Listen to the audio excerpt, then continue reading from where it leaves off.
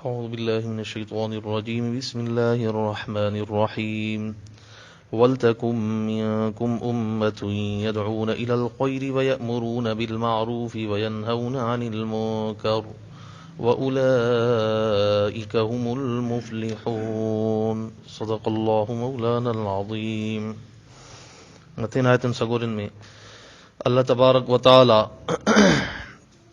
एतिसाम बिहब्लिल्लाह यानी अल्लाह जे रसीअ यानी क़ुरान खे चिंबड़ण ऐं पाण में भाइर थी रहण ऐं तफ़रक़ो न करणु इन जा हुक्म फरमाया हा त जेकॾहिं ईअं कंदव तफ़रक़ो न कंदव अल्लाह जे रसीअ खे सभई मज़बूतीअ सां जलींदव त पोइ तव्हां हिदायत वारा थींदव। इहा ज़ाती इस्लाह हुई। हाणे अल्लाह तबारक व तआला ॿियनि जी इस्लाह लाइ ॿियनि जी इस्लाह करण जे लाइ उम्मत मुस्लिमा खे दर्स सबक़ थो ॿुधाए।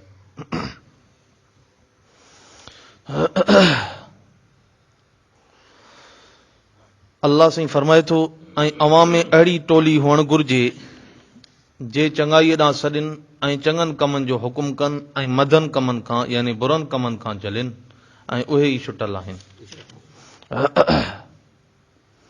अल्लाह तबारक व तआला हिन जॻह ते वलतकुन जो लफ़्ज़ ॻाल्हायो आहे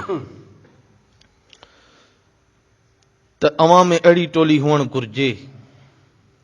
मुफ़स्सिरीन हज़रात लिखनि था त इहो लाम ताकीद जो आहे, यानी अल्लाह तबारक व तआला ई आम नसीहत नथो करे बल्कि अल्लाह तबारक व तआला इहो लाज़िम करे ॿुधाए थो त इहो लाज़िम करे वठो तव्हां में को हिकिड़ी टोली हुजे जेका भलाईअ जी तरफ़ सॾे, भलनि कमनि जो हुकुम करे ऐं बुरनि कमनि खां रोके। जीअं त हुज़ूर अकरम सल्लल्लाहु अलैहि वसल्लम जिन अक्सर इहा दुआ घुरंदा हुआ वजअलना हुदम मुहतदीन।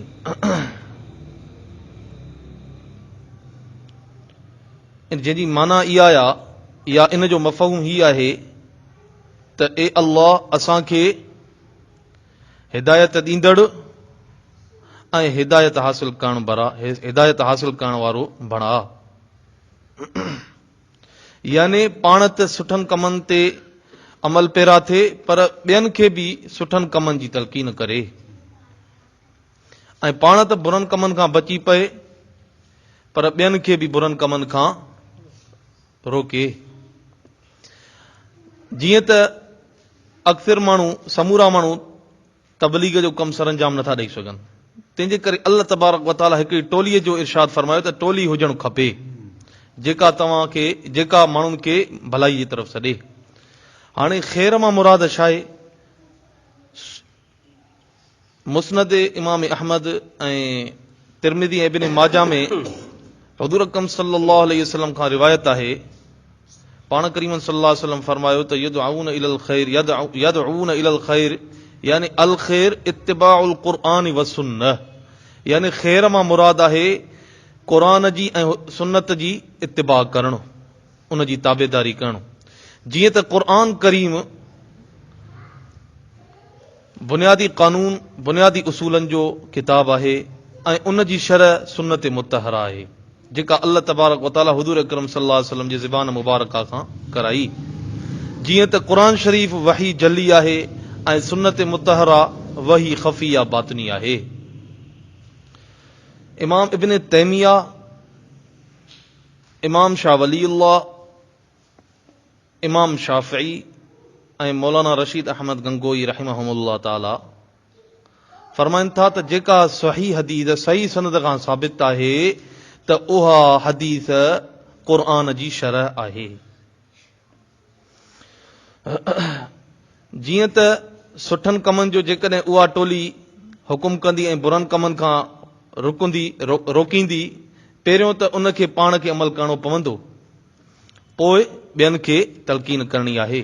जेकॾहिं इहे कम हूंदा त मख़लूक में, इंसाननि में, इंसान ज़ात में इंतिशार न हूंदो। जेकॾहिं इहे कम हलिया विया त पोइ इंतिशार आम थी वेंदो।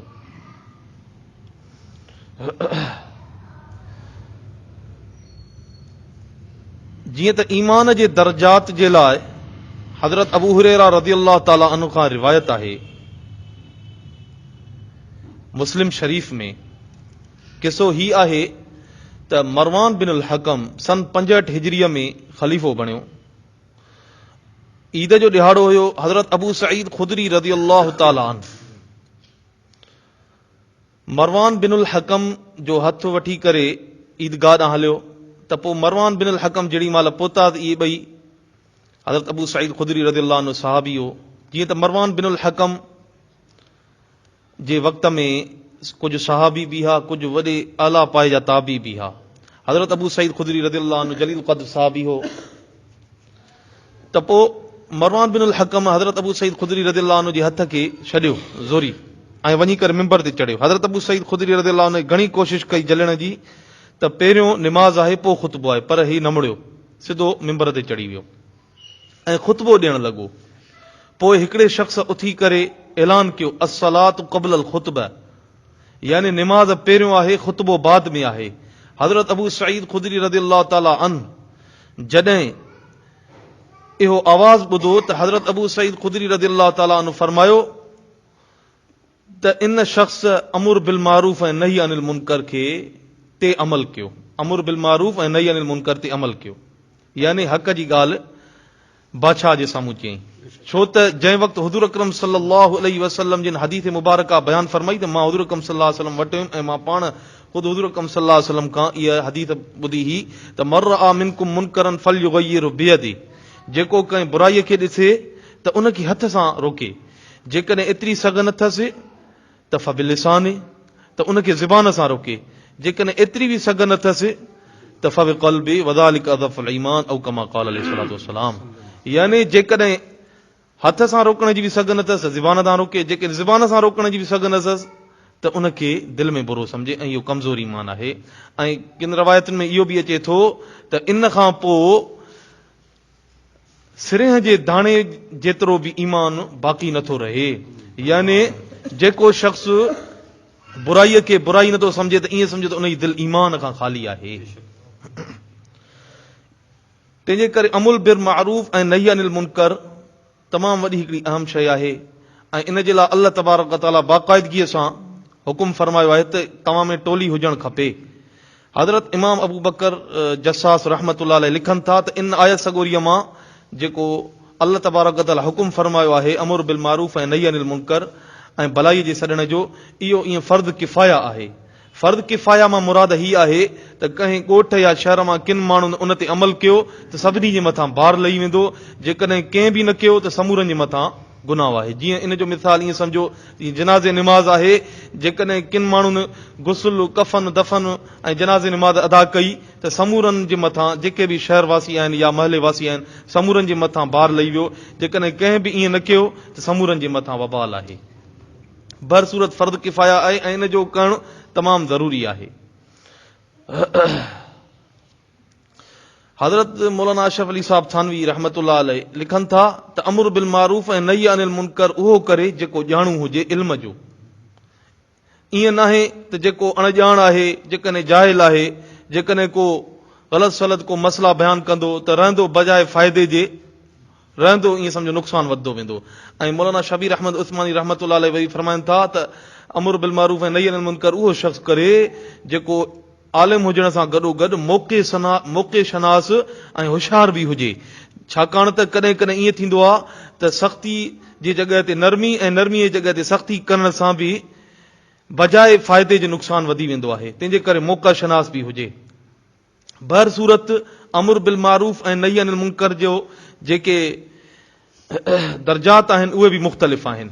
जीअं मिसाल इन जो ईअं सम्झो त जेकॾहिं कोई फर्द निमाज़ नथो पढ़े, जेकॾहिं को घर जो भाती आहे ऐं कोई घर जो वॾो आहे, जेकॾहिं को घर जो भाती जेकॾहिं को निमाज़ नथो पढ़े फर्द निमाज़, उनखे अमुल बिल मारूफ ऐं नही अनिल मुनकर करणु फर्ज़ आहे।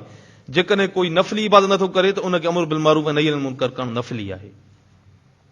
इमाम गज़ाली रहमतुल्लाह अलैह लिखनि था त हथ सां रोकणु हुकूमत वक़्त जो कमु आहे ऐं ज़ुबान सां रोकणु उलमा वक़्त जो कमु आहे ऐं दिलि में बुराईअ खे बुरो सम्झणु इहो अवामुन नास जो कमु आहे।